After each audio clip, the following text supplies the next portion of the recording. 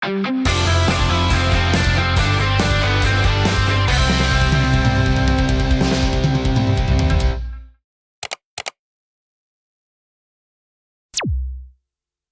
warahmatullahi wabarakatuh. Salam. Sahabat Bawaslu dimanapun berada, di tengah kesibukan kita beraktivitas, kita baca itu pengawasan tetap bergerak, dan alhamdulillah hari ini kita sudah kedatangan tamu istimewa kita, yakni Ketua Komisi Informasi Sumatera Barat, yakni Bapak Musfi Hendra. Agak panjang gelarnya udah. SIP MSI Cemet, mediator udah terakhir dah. Iya benar Chef. Karena sama Uda gitu, jadi yang mau panggil Uda saja. Siap. Agar lebih lama komunikasinya dah. Iya benar siap. Di tengah kesibukan hari ini dah.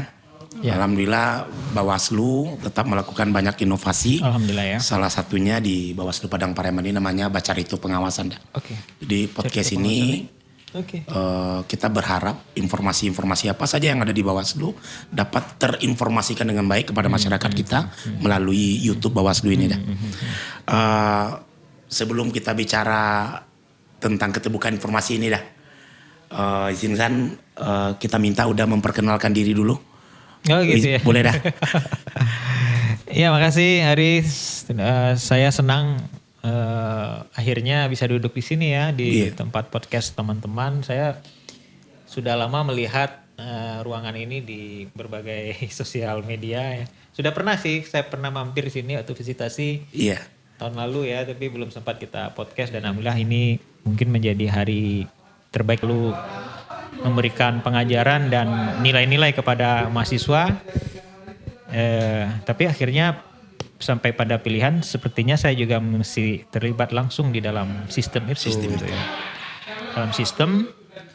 Nah, maka saya melihat Komisi Informasi ini sebagai pengawal demokrasi yang efektif. Makanya saya memilih untuk kemudian mengabdikan diri di Komisi Informasi ini gitu. Karena menurut saya keterbukaan informasi ini adalah jawantah dari konsep demokrasi sesungguhnya, karena demokrasi ini kan kedaulatan di tangan rakyat, dan instrumen salah satunya itu adalah keterbukaan informasi publik. Nah gitu. Ini udah tahun berapa ini dah? Ini sudah masuk tahun kedua ya. Tahun kedua ya. Kalau saya hitung-hitung ya sekitar 16 bulan ya. 16 bulan ada. Iya, 16 bulan. Tapi selama 16 bulan ke Bawaslu Padang Pariamannya baru udah 2 kali saya dua kali dulu tahun lalu visitasi waktu Monef ya, melihat langsung bagaimana kemudian teman-teman menjalankan keterbukaan informasi, mengunjungi PPID-nya.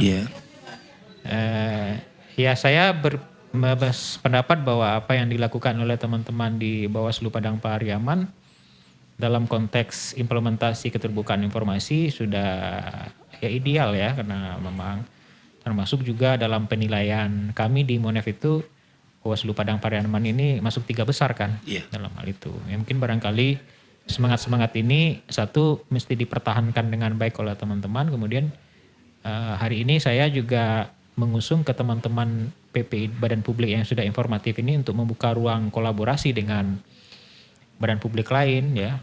Nah ini jadi sudah 2 kali nih, dan mudah-mudahan hari ini juga ada penguatan ya, karena satu inovasi yang juga dilakukan oleh teman-teman di Bawaslu Padang Pariaman hari ini juga akan mengukuhkan duta keterbukaan informasi ya. Menurut saya ini juga menjadi penting. Saya berpikir bahwa hari kita ini kan sudah di gerbang Indonesia Emas ya. Nah ini yang menjadi goal besar kita ke depan. 2045 1 abad kemerdekaan Indonesia, maka dengan inovasi yang dibuat oleh teman-teman Bawaslu Padang Pariaman melibatkan adik-adik mahasiswa, ya, mereka yang akan menjadi garda terdepan bangsa kita ke depan. Nah, saya apresiasi betul itu teman-teman Padang Pariaman hari ini menginisiasi itu gitu. Karena kalau kitanya mungkin sudah lewat ya masa ya, saya 2045 sudah masuk 63 umur saya kalau saya hitung-hitung ya. Makanya kalau hari ini teman-teman Bawaslu Padang Pariaman menginisiasi duta keterbukaan informasi publik dan hari ini mau dikukuhkan, itu menurut saya itu sesuatu yang luar biasa. Artinya mereka hari ini berumur 20 tahun, 19 tahun.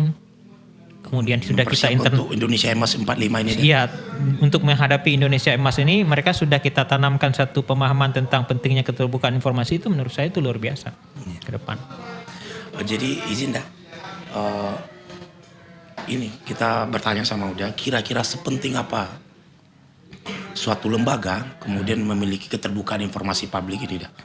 Apakah hanya sekedar sosialisasi semata atau hanya sekadar memberitahu masyarakat bahwasanya lembaga-lembaga negara telah melakukan ini, atau sepenting apa sebenarnya dah keterbukaan informasi ini dah? Kalau saya melihat lebih substansi dari hanya kemudian persoalan administratif ya. Tadi saya memulainya bahwa kita ini kan negara demokrasi ya. Bahwa dalam konsep demokrasi kedaulatan ini ada di tangan rakyat sesungguhnya. Komisi Informasi, Bawaslu itu kan sebenarnya adalah bentuk bagaimana kemudian kita mengakomodir kedaulatan rakyat itu sebaik mungkin ya. Kayak tadi ke Komisi Informasi tugasnya memberikan edukasi atau kemudian mengawal keterbukaan informasi publik ini, bahkan kemudian menyelesaikan sengketanya. Bawaslu kemudian melakukan pengawasan terhadap bagaimana sesungguhnya demokrasi itu dalam hal kontestasi atau suksesi politik gitu ya. Maka saya melihat ini dia kalau di pembukaan undang-undang kita itu, di Undang-Undang Dasar 45 itu, di pasal 28 huruf F itu, bahkan jelas disebutkan di situ, bagi rakyat Indonesia, informasi ini adalah hak asasi, hak dasar. Hak dasar manusia ya. Artinya hak dasar manusia ini memang semua orang tuh punya hak terhadap segala bentuk informasi. Segala bentuk penyelenggaraan negara dalam apapun gitu.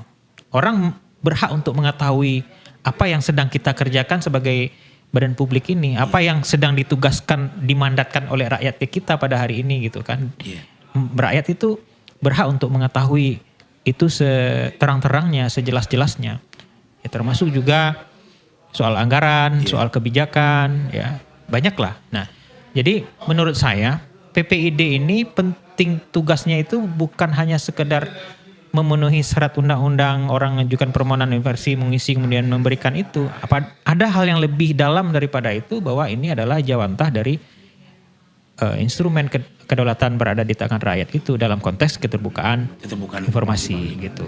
Makanya setiap lembaga negara kemudian ada kayak di Bawaslu ini namanya PPID ya. PPID ya. PPID. Apa seluruhnya bernama PPID? Iya, PPID. Ya, PPID. Karena ini jadi Komisi Informasi ini lembaga negaranya agak unik ya. Jadi unik itu maksudnya begini. Kalau di dalam teori trias politika Montesquieu kan ada pemisahan kekuasaan ya, eksekutif, legislatif, yudikatif, ya kan. Nah, kalau di KI ini lembaga negara kemudian yang dia menjalankan 3 fungsi trias politika itu sekaligus. 1, dia menjalankan fungsi legislatif, kuasi legislatif, membuat peraturan Komisi Informasi. Peraturan Komisi Informasi yang hari ini dalam bentuk PPID itu dibuat oleh Komisi Informasi. Peraturan Komisi Informasi nomor 1 tahun 2021 tentang standar layanan informasi publik. Dibuat oleh Komisi Informasi dan wajib dijalankan oleh seluruh badan publik. Nah, itu bentuknya tadi PPID. Pejabat mengolah informasi dan dokumentasi. Wajib semuanya. Siapa aja jalan. Mulai kementerian, ya, pemerintah provinsi, lembaga vertikal Bawaslu, KPU, lembaga yudikatif, semuanya, Mahkamah Agung, semuanya. Selagi kemudian di lembaga negara itu mereka menggunakan anggaran APBN atau APBD. Termasuk juga kemudian lembaga-lembaga non pemerintah yang aktivitasnya menghimpun dana publik, kemudian juga lembaga-lembaga yang menerima bantuan asing. Artinya yang wajib dijalankan itulah bagaimana kemudian mempertanggungjawabkan itu kepada publik. Nah, itu dia PPID tadi itu di situ amanat dari Perki, di amanat di Perki tadi, peraturan komunikasi yang 1 2021. Standar layanan informasi publik. Standar yang telah diatur ini dah kemudian dilakukan semua badan publik. Ya. Dengan upaya mampu menjawab semua hal-hal yang dipertanyakan oleh masyarakat. Ya. Tujuannya sebenarnya seperti itu. Betul. Kita sampaikan tadi. Iya betul. Dan betul. ini merupakan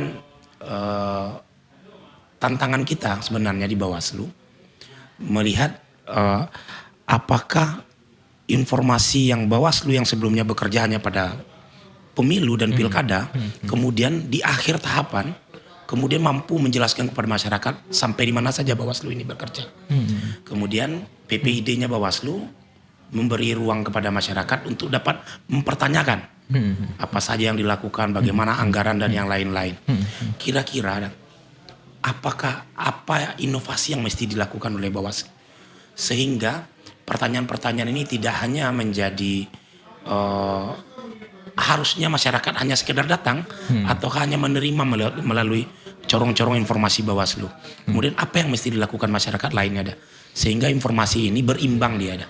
Iya, jadi kan pertama yang mesti dilakukan oleh badan publik seperti PPID-nya Bawaslu kan memang harus menyusun daftar informasi publik ya kan. Ya. Dari 4 informasi setiap saat, serta merta, informasi berkala dan termasuk juga membuat daftar informasi yang dikecualikan. Itu paling penting dulu. Ya, karena amanat dari Perki itu kan kewajiban pertama badan publik itu adalah menyusun ada kemudian menentukan daftar informasi publiknya. Ya, karena nanti daftar informasi publik itulah kemudian yang akan bisa diakses oleh publik untuk mempertanyakan. Sehingga ketika daftar informasi publiknya masuk kategori mana, nanti kalau dia informasi yang terbuka maka kemudian harus kita berikan kepada publik. Nah, termasuk juga barangkali tentu ada juga diatur oleh Bawaslu sendiri, di Perbawaslu sendiri informasi yang dikecualikan pokoknya ya. Nah, itu disusun sebaik-baik mungkin. Karena kan bisa saja semua aktivitas-aktivitas yang dilakukan oleh badan publik itu dia menjadi satu dokumen ya. Nah, maka dokumen itu nanti bisa menjadi menjadi daftar informasi publik. Nah, ketika masyarakat meminta itu, daftar informasinya sudah ada dan kemudian dia termasuk informasi yang terbuka, maka kita berikan. Nah, inovasi cara memberikannya itu kan sebenarnya bisa saja orang tidak lagi mengajukan secara langsung. Ya kan, bisa saja kemudian ada websitenya kita ya kan.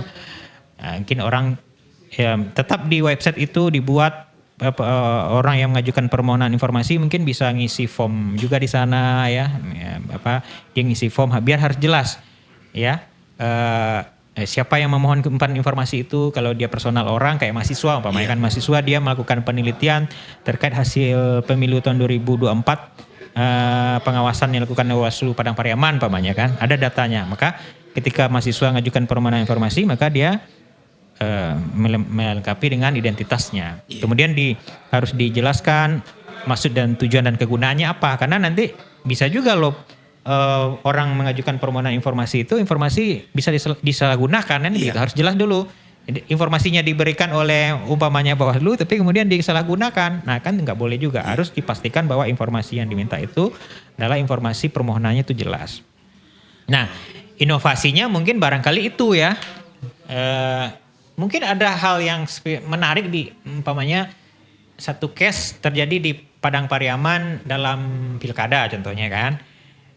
Orang ingin melakukan penelitian itu umpamanya dia baca dulu di media mungkin kayaknya ada menarik ini fenomena itu gitu. Mahasiswa itu mungkin kampusnya di jauh umpamanya di Unhas umpamanya. Universitas Hasanuddin di Makassar umpamanya kan. Dia tertarik meneliti itu. Ya kan.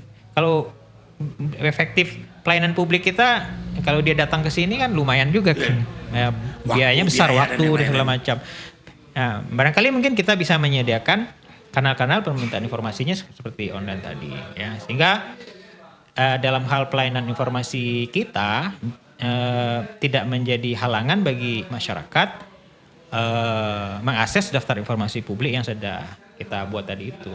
Nah, dan kemudian badan publik juga mencatat ya mendokumentasikan berapa banyak kemudian dalam setahun itu daftar permintaan informasinya yang masuk kemudian yang kita bisa layani gitu ya. Nah, itu dikelola dengan baik oleh PPID badan publiknya. Kak, jika bicara tentang hari ini nih udah diundang untuk melakukan pengukuhan terhadap duta informasi ini, apakah ini termasuk inovasi atau memang sudah banyak dilakukan di badan publik lainnya dah? Iya, jadi memang tahun lalu kita menginisiasi Duta Keterbukaan Informasi Publik ini di beberapa sekolah ya. Itu diinisiasi langsung oleh Komisi Informasi bekerjasama dengan Badan Publik yang kita monitoring dan evaluasi. tahun lalu itu ada 2.000 total semuanya ya. Banyak semuanya. 2.000 siswa yang paling banyak ya. Siswa itu mungkin ada sekitar 70% itu siswa. Nah kemudian juga ada beberapa di beberapa kampus. Ya. Kalau tahun lalu itu memang salah satu inovasi yang dilakukan oleh KAI itu adalah untuk melakukan duta keterbukaan informasi publik itu. Dan mungkin tahun lalu itu kita termasuk mungkin satu-satunya komisi informasi di Indonesia yang mengukuhkan sampai 2.000 ya duta keterbukaan informasi publik itu. Dan kemudian tahun ini memang kita belum melanjutkan program itu gitu. Nah, saya senang sekali bahwa kemudian kemarin minggu lalu diberitahu oleh teman-teman di sini mau mengukuhkan duta keterbukaan informasi publik di Padang Pariaman ya. Saya pikir ini hal yang memang bisa dilakukan oleh badan publik sendiri gitu ya. Karena seperti yang tadi saya bilang gitu kan. Artinya orang mungkin masih banyak belum tahu tentang tupoksinya Bawaslu gitu ya. Maka kalau hari ini teman-teman mengajak komunitas mahasiswa, nanti kan mereka bisa menjadi menjadi fasilitator edukasi kita di masyarakat. Nah tadi saya sudah sampaikan juga mungkin kalau mahasiswa itu KKN, mungkin di lokasi KKN-nya nanti dia bisa mengedukasi itu, menyampaikan Bawaslu itu ini loh tugas-tugasnya. Supaya orang jadi tahu karena kemudian ternyata ada hak publik melalui Bawaslu sebenarnya yang bisa diakses oleh mereka gitu. Ketika mereka melihat pelanggaran kan sebenarnya mereka memberikan informasi itu gitu ya. Nah, jadi menurut saya ini satu inovasi yang luar biasa. Apalagi kemudian teman-teman di sini juga mengajak teman-teman adik-adik kita yang difabel ya. Nah karena memang salah satu yang menjadi concern kita terkait dengan keterbukaan informasi publik ini memang harus bersifat inklusif ya ke semua gitu kan. Apalagi teman-teman kita yang difabel, mereka itu kan memiliki hak yang sama dengan kita gitu, dengan yang biasa gitu. Nah hal-hal seperti ini mesti kita dorong terus gitu ya. Karena makanya kan kita dorong juga sekarang ini badan-badan publik mereka harus menyiapkan alat bantu jadi di websitenya gitu ya, termasuk juga bagi yang tunanetra mungkin dia semuanya lah gitu karena itu hak mereka kan. Nah jadi saya pikir ini sangat inovatif sih sebenarnya, sangat inovatif. Barangkali nanti gini apa yang sudah diinisiasi oleh teman-teman Bawaslu Kabupaten Padang Pariaman ini kita bisa didorong juga ke Bawaslu lain. Kami di Padang Pariaman udah mulai nih, ayo dah bisa diduplikasi juga di Bawaslu daerah lain ya kan. Apa yang sudah kita lakukan di sini. Menurut saya sangat inovatif sih, inovatif. Ini untuk kitanya ini kita bertanya, kira-kira seperti yang udah lihat hari ini dilakukan inovasi dengan melibatkan duta. Kemudian kira-kira ke depan tantangan apa yang kemudian akan sulit dilakukan oleh badan publik ini? Ya sebenarnya selagi kemudian bisa menjalankan standar layanan informasi publik itu dengan baik dengan maksimal, itu kan sudah teknis ya, peraturan itu sudah teknis mengatur itu gitu. Artinya dijalankan itu dengan baik dengan maksimal. Karena memang itu adalah ruang haknya publik untuk mendapatkan informasi itu. Nah persoalannya kan memang ini masih belum terinternalisasi baik ke semua badan publik. Ya kan, contohnya kayak mungkin di Padang Pariaman berapa banyak total nagari sebagai badan publik di tingkat pemerintahan terendah kan. Nah ya mungkin belum semua punya PPID gitu. Ya. Nah ini mungkin satu kondisi juga yang menjadi tantangan kita. Menginternalisasi itu. Makanya kan saya juga mendorong, kami di Komisi Informasi mendorong ya termasuk juga nanti melalui Bawaslu Padang Pariaman ini membangun kolaborasi juga dengan badan publik lain. Ya kan? Kan kalau Bawaslu saya pikir tadi saya sebut apalagi Bawaslu Padang Pariaman dalam Monefaya udah bagus lah ya. Makanya ini kan sudah kita lihat sebagai sesuatu yang ideal yang dijalankan. Ya kan?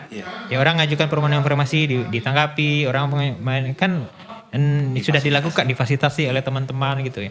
Nah, semangat keterbukaan informasi yang sudah dibangun oleh Badan Publik Bawaslu Padang Pariaman ini kemudian mesti ditularkan juga ke yang lain gitu. Saya nggak tahu apakah di sekitar kantor Bawaslu ini ada nggak kantor badan publik lain umpamanya, kayak sekolah umpamanya kan, SMA umpamanya kan, yang kemarin itu waktu kami BIMTEK peserta Monef kategori sekolah itu ada sekolah di Lubuk Alung yang ikut. Memang belum mereka membentuk PPID. Nah ini mesti kita dorong gitu, kita sama-sama gitu untuk dapat memberi pengaruh baik ini, manfaat baik ini ke teman-teman yang ada di sini. Nah termasuk juga tadi saya sebut adik-adik yang hari ini dikukuhkan menjadi duta keterbukaan informasi publik ini, selain tadi mereka menyampaikan apa tugas fungsi Bawaslu ke masyarakat, kalau bisa kita lihat juga adik-adik ini umpamanya latar belakang pendidikannya apa. Umpamanya jurusannya hukum. Iya. Kalau jurusannya hukum, kita bisa mengedukasi mereka, membekali mereka, nanti bisa menjadi paralegal dalam hal mendampingi, mengadvokasi orang yang mengajukan permohonan informasi publik umpamanya ya kan. Karena mereka hukum, mereka mengerti ini. Tadi pagi saya baru betul. Tadi pagi saya baru memberikan pendidikan paralegal bagi mahasiswa hukum UNAN. Iya. Contoh dia jurusannya adalah pendidikan umpamanya ya kan. Pendidikan atau guru. Edukasi dia hal-hal apa saja yang terkait keterbukaan informasi publik di bidang pendidikan. Iya. Bisa saja contohnya transparansi dana BOS gitu kan. Bagaimana kemudian mestinya komite sekolah itu diatur dengan baik dan harus transparan gitu. Karena kita juga menemukan di saat ini di Komisi Informasi Provinsi Sumatera Barat ada orang yang mensengketakan transparansi dana BOS. Ada dana ada soal dana komite, uang komite gitu. Nah, maka adik-adik kita yang backgroundnya itu kemudian kita bisa edukasi. Oh, ternyata di bidang pendidikan harus transparan loh gitu. Apalagi kalau pendidikan ini kan menentukan hak masa depannya anak-anak kita yang kalau kemudian kita tadi sebut soal tujuan kita ke Indonesia Mah 2045. Nah, kalau teman-teman kita difabel ya edukasi mereka gitu. Karena kan difabel ini kan banyak ya komunitasnya ya. Ada Persatuan Penyandang Disabilitas, ada lagi tunanetra. Saya tuh sekarang lagi sedang membina teman-teman tunanetra di Padang untuk bagaimana mereka juga mendapatkan hak akses informasinya. Ada nama organisasinya, ada Pertuni gitu ya, Pertanuan Tunanetra, ada PPDI gitu ya. Karena saya juga cukup lama konsen dekat sama mereka dengan kegiatan-kegiatan kita. Nah, ini kita edukasi mereka. Supaya apa? Ketika mereka mendapatkan informasi apapun di badan publik karena itu hak mereka ya harus diberikan. Nah, jadi turunannya lebih ke situ sih yang mesti kita lakukan. Jadi supaya apa? Hak-hak dasar adik-adik kita sebagai warga negara itu mereka dapatkan dengan baik, gunakan sebaik mungkin gitu. Kemudian ini terakhir ini kira-kira bagaimana cara kita bisa masyarakat ini bisa lebih aktif memanfaatkan informasi ini. Kemudian pengaruh apa yang kemudian harus kita lakukan sebagai badan publik ini agar keterbukaan ini memang terasa bagi masyarakat. Iya. Seperti yang kita lakukan hari ini kan segala macam informasi kan kita saring ini. Kita kumpulkan tapi medianya baru media-media seperti YouTube dan yang lain-lain. Kemudian duta ini kemudian yang akan kita harapkan dapat menjadi perpanjang tangan kita di lapangan. Kemudian tapi kan pengaruh dari masyarakat yang kita perlukan. Kira-kira apa partisipasi masyarakat yang kemudian mampu kita serap juga Iya, saya melihat bahwa memang edukasi ke masyarakat memang harus kita tingkatkan ya, kita masifkan gitu ya. Karena kalau kita tadi jauh bicara di pembukaan Undang-Undang Dasar 1945 itu sudah diatur bahwa informasi adalah hak asasi manusia dan kemudian kita udah merdeka 80 tahun ya, kita mau peringatan 80 tahun kemerdekaan. Kemudian sudah dibuat regulasinya, ada Undang-Undang Keterbukaan Informasi Publik tahun 2008 kan sudah masuk 17 tahun juga. Ini kan masih belum terinternalisasi dengan baik kepada publik, kepada masyarakat. Maka memang ini kita memasifkan untuk melakukan edukasi kepada masyarakat ya. Termasuk badan publik sendiri pun sebenarnya selain terus melakukan pembinaan PPD-PPD-nya, sampaikan juga loh ini hak mereka untuk mendapatkan informasi. Nah, ruang-ruang ini yang memang sedang kita maksimalkan ya. Mestinya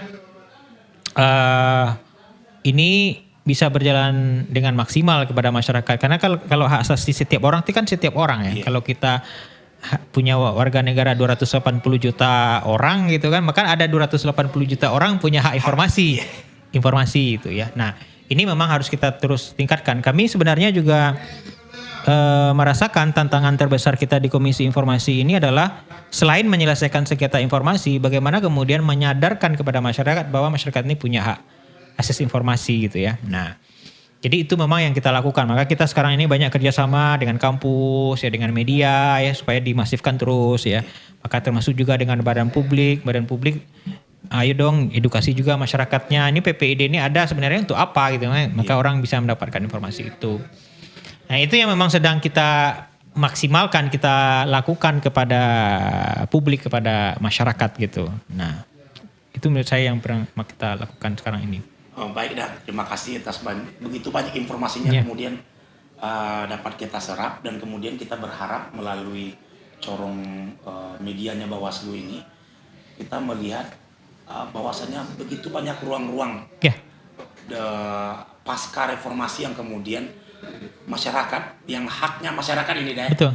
Bahwasanya memang pusat informasi ini, keterbukaan informasi ini adalah hak dari setiap orang. Seperti yang disampaikan oleh Uda kita tadi, jika 280 juta rakyat Indonesia merupakan ini hak mereka. Iya. Jadi kita terus melakukan inovasi dah, termasuk yang hari ini kedatangan Uda untuk mengokohkan duta keterbukaan informasi di Bawaslu Padang Pariaman.